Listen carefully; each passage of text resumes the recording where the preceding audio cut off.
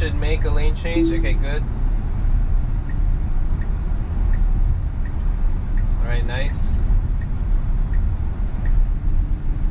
Now let's see if it makes a brief left turn signal once it's on the rightmost lane.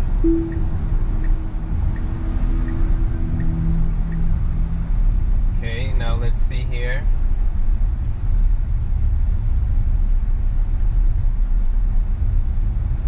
Now take exit 29EW on the right.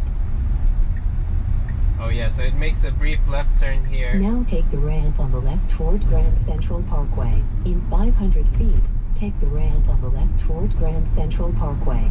So that left turn signal was for this keep left at the fork.